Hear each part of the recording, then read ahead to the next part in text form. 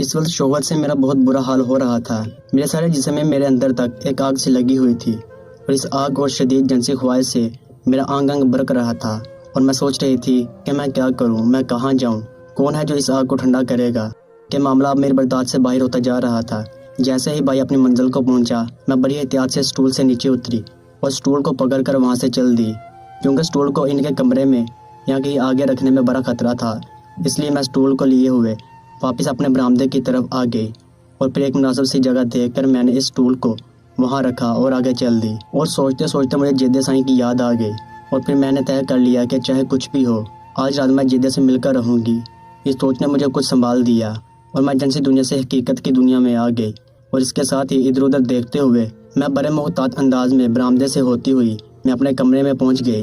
کمرے میں جا کر میں آئینے کے سامنے جا کر کھڑی ہو گئی اور اپنا جائزہ لینے لگی، اور میں نے دیکھا کہ گرمی اور شہوت کی وجہ سے میرا چہرہ لال ہو رہا تھا، اور جس کی وجہ سے میرا میک اپ خاصا خراب ہو چکا تھا۔ میرے جسم سے پسینے کی بو آ رہی تھی اور اسی طرح میرے کپڑوں کی حالت بھی ٹھیک نہیں تھی۔ چنانچہ میں نے ایک نظر خود کو دیکھا اور پھر الماری سے لٹکا مہندی کا دوسرا سوٹ نکالا اور باتھ روم میں گھس گئی اور جلدی جلدی نہا کر باہر آ گئی، اور پھر ہلکا سا میک اپ کیا اور بہت سا پرفیوم لگا کر باہر نکل آئی۔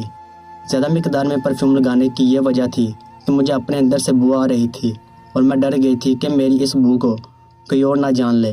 تیار ہو کر جیسے ہی میں لون میں پہنچی تو دور سے اماں نے مجھے دیکھ لیا اور وہ تیر کی طرح چلتی ہوئی میرے پاس آ کر مجھے ڈانٹتے ہوئے بولی، یہ تم بار بار کہاں گم ہو جاتی ہو؟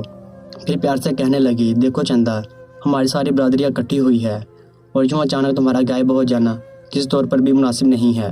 پھر انہوں نے میری طرف گولی ڈالی اور بولی، ویسے بائی دا وے تم اب تک تھی کہاں؟ تو میں نے ان سے کہا، جانا کہاں ہے اماں؟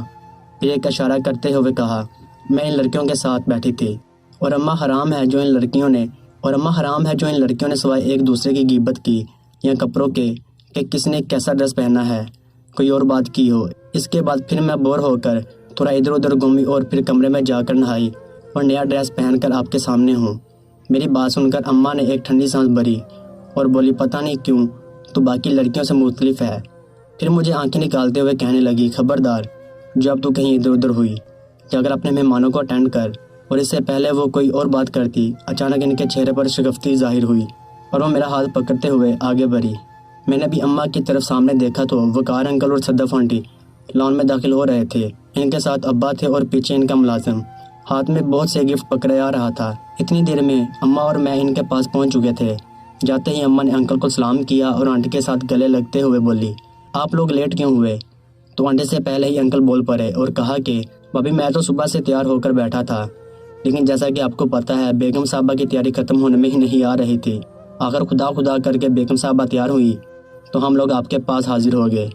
انکل کی بات سن کر آنٹی ترنت ہی کہنے لگی، توبہ نیلو، یہ شخص تو میرے سامنے ہی جھوٹ بول رہا ہے، میں تو تیار تھی، ان صاحب نے ہی لیٹ کیا ہے۔ اور اس سے پہلے کہ آنٹی اور انکل کی یہ تکرار مزید آگے بڑھتی، فوراً ہی ابا درمیان میں کود پڑے اور ہنستے ہوئے کہنے لگے، چلو اس بات کو دفع کرو کہ کون کس کی وجہ سے لیٹ ہو گیا۔ ابا کہ آپ کے انتظار میں ہم نے ابھی تک مہندی کا پروگرام شروع نہیں کیا۔ ابا کی بات سن کر انکل بولے، اوہو یار، تم نے پروگرام شروع کر دینا تھا، ہماری وجہ سے خواہ دوسروں کو تکلیف دی۔ تو ان کی بات سن کر اماں کہنے لگی، بھائی صاحب آپ کو تو معلوم ہی ہے کہ جب تک آپ نہ آتے تو میاں صاحب نے پروگرام شروع نہیں کرنا تھا۔ اماں کی بات سن کر آنٹی کہنے لگی، سوری نیلو، اور پھر ملازم کو آگے کیا اور بولی، ہم لوگ آپ لوگوں کے لیے کچھ گفٹس وغیرہ لائے تھے۔ اور اس کے بعد ملازم نے وہ سامان نیچے رکھ دیا۔ اتنے زیادہ گفٹس دے کر اماں نے آنٹی کی طرف دیکھا اور بولی، صدف یار تم بھی تو کل فاتح میں پڑ گئی ہو۔ اور پھر پاس سے گزرنے والی ایک کام والی کو آواز دی، اپنے پرس میں سے ایک چابی نکال کر اس کے حوالے کرتے ہوئے بولی، اس وقار انکل کا ملازم کے ساتھ جاؤ اور یہ سارا سامان میرے کمرے میں رکھ کر کمرہ لاک کر دینا اور چابی مجھے دے جانا۔ اس ملازم نے اماں کے ہاتھ سے چابی لی اور اچھا باجی کہہ کر اس بندے کے ساتھ وہاں سے چلی گئی۔ ان کے جاتے ہی ابا نے اماں کو مخاطب کرتے ہوئے کہا، نیلو اب مہندی کا پروگرام شروع کر دو، اور وقار انکل سے بولے، چل یار۔ اس کے بعد فوراً ہی اماں نے فائق بائی کی مہندی کا فنکشن شروع کر دیا، اور وقتی طور پر میں اپنے اندر برقی آگ کو بھول کر اس فنکشن کا حصہ بن گئی اور بڑھ چڑھ کر اس تقریب میں حصہ لینے لگی اور خوب ہلا گلا کیا۔ چونکہ ایسے موقع پر اماں کے انتظامات ہمیشہ سے ہی بہت اعلیٰ ہوتے ہیں، اس لیے 2-3 گھنٹے کے بعد مہندی کا یہ فنکشن خیر و بھی اہتمام پریز ہو گیا۔ پھر اس کے بعد کھانے کا دور شروع ہوا۔ اس کے لیے ہم نے کیٹرنگ والوں کو بلایا ہوا تھا اور سارا بندوبست بھی انہی کا تھا۔